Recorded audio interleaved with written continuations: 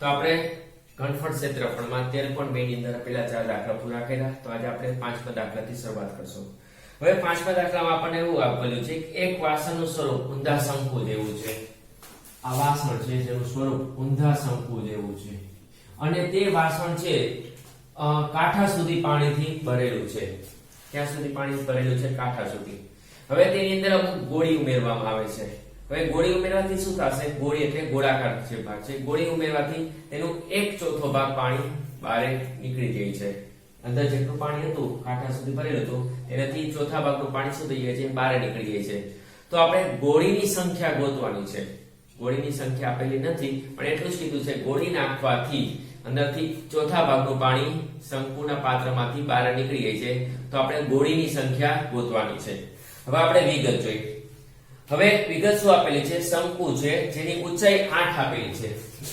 8 થઈ શંકુની ઊંચાઈ 8 આપેલી છે અને ત્રિજ્યા કેટલી આપેલી છે? 5 સેમી આપેલી છે. ત્રિજ્યા 5 થઈ એટલે આ 8 અને ત્રિજ્યા 5. તો પેલા લખી નાખી શંકુ માટે ઊંચાઈ કેટલી છે? 8 સેમી અને ત્રિજ્યા કેટલી આપેલી છે? 5 સેમી. બરાબર છે.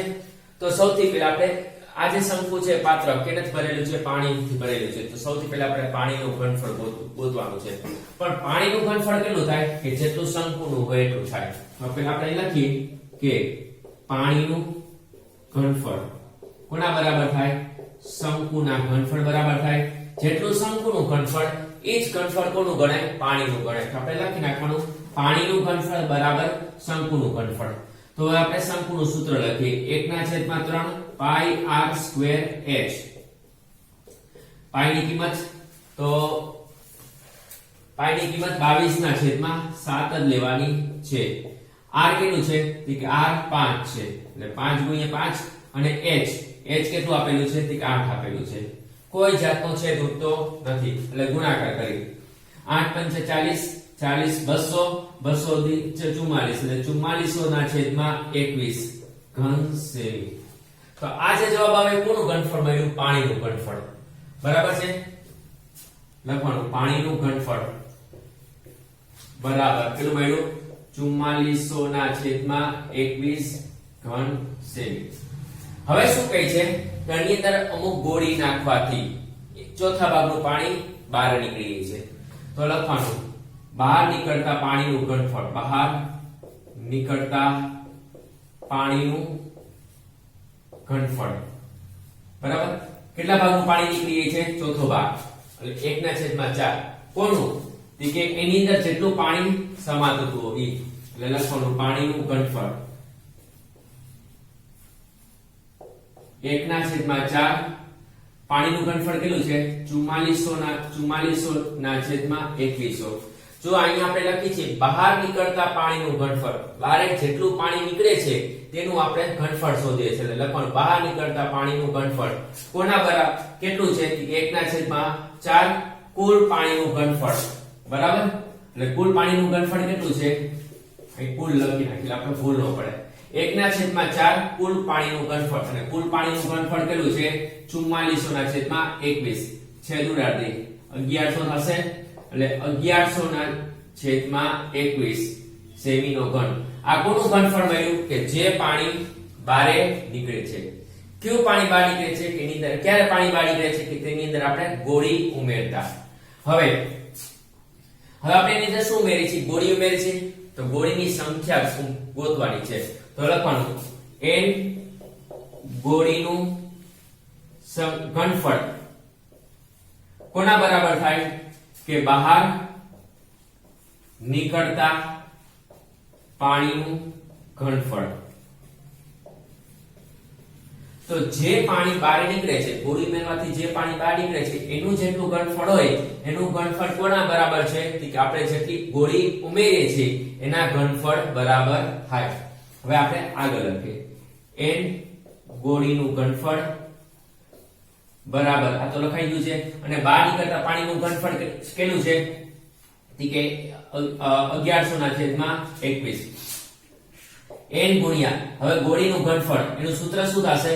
કે 4/3 પાઈ r ઘન બરાબર 1100/21. એટલે n ગુણ્યા 4 ના છેદમાં 3 પાઈ r ઘન બરાબર કેટલા થાય 1100 ના છેદમાં 21. હવે આપણે ગોળીની ત્રિજ્યા આપેલી છે.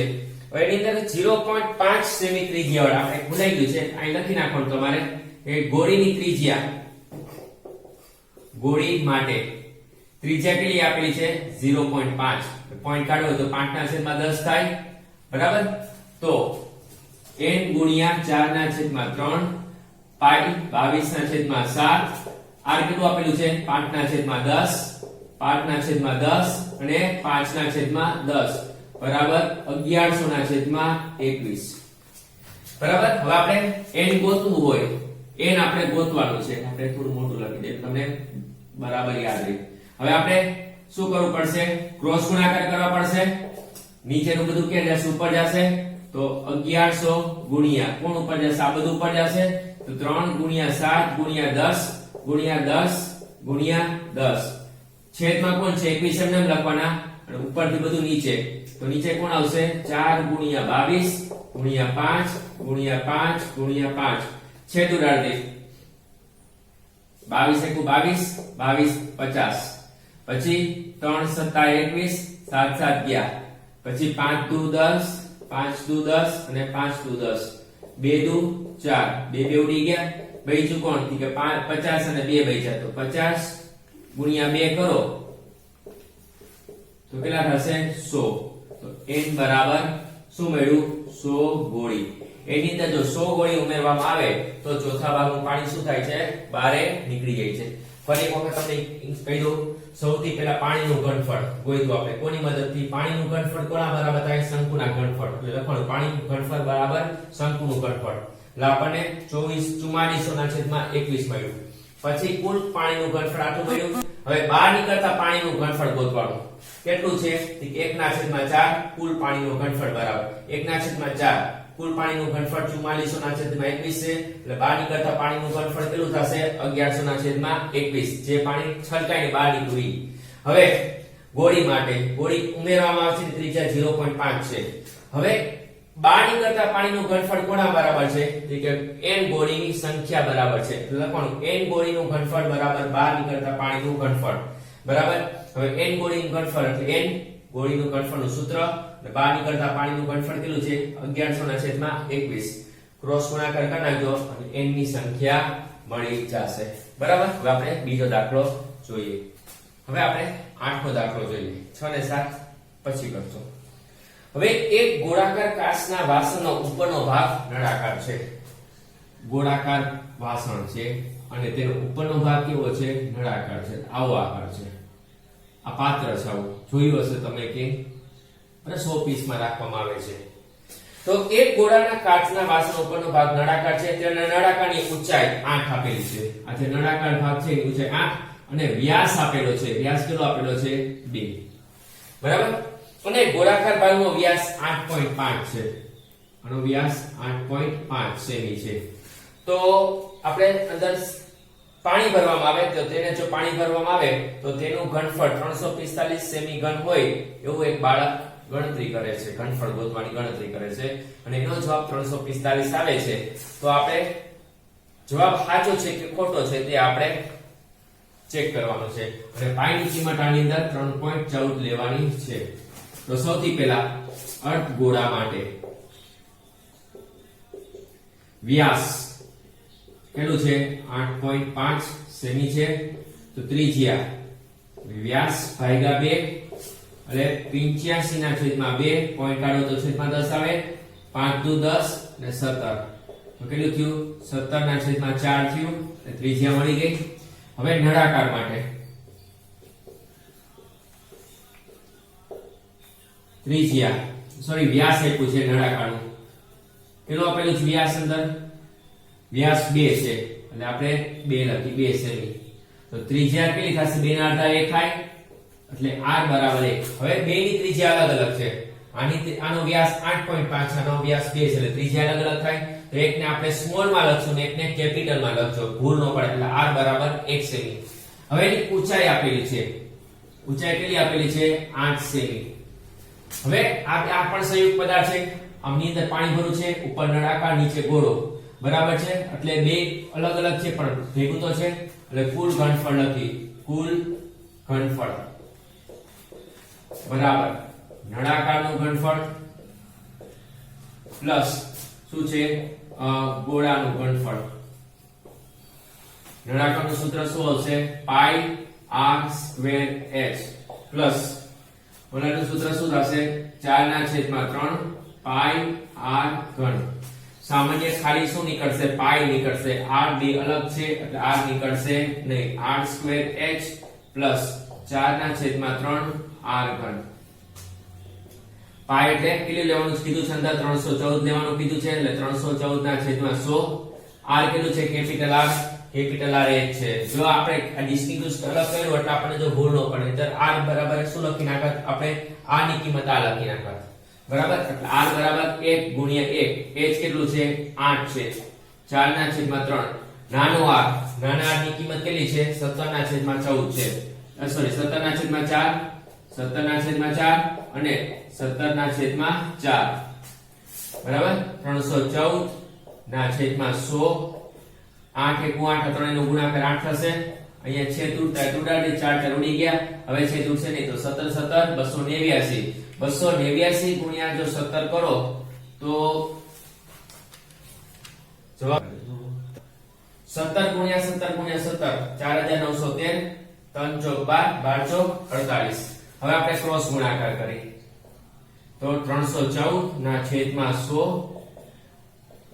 48 ગુણ્યા 8 88 64 બરાબર. 6 8 ચોક 32, 32 ને 38 પ્લસ 4913/48.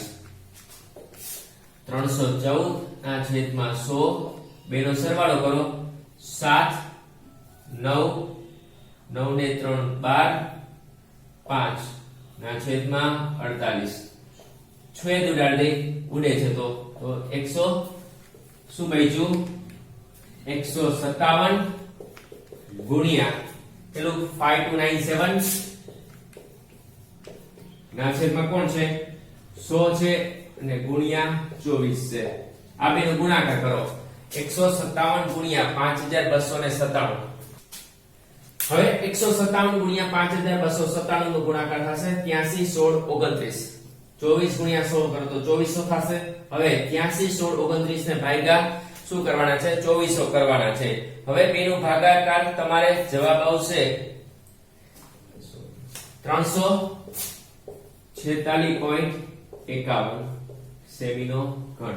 અને બાળકનો જવાબ કેટલો આવે છે? 345 ઘન સેમી આવે છે. તો આપણે છેલ્લે લખી નાખવાનું કે બાળકનો જવાબ સાચો નથી. શું કામ? કારણ કે આપણે 346 છે અને ઘનફળ એક્ચ્યુઅલી કેટલું છે? 346.51 છે. જ્યારે બાળકનો જવાબ કેટલો આવે છે? 345 ઘન સેમી આવે છે. એટલે તમારે છેલ્લે એક સ્ટેટમેન્ટ લખવાનું રહેશે કે બાળકનો જવાબ સાચો નથી. તો આજે આપણે જે કંઈ બે દાખલા ગણ્યા એ બે દાખલા તમારે એક વખત ફેરબુકમાં અને 4 વખત તમારી રફ બુકમાં ગણવાનો રહેશે. અને આગલો જે દાખલો આપણે ગણ્યો છે છઠ્ઠો દાખલો એ તમારા માટે મહત્વનો છે અને એને તમે પ્રેક્ટિસ વ્યવસ્થિત કરજો.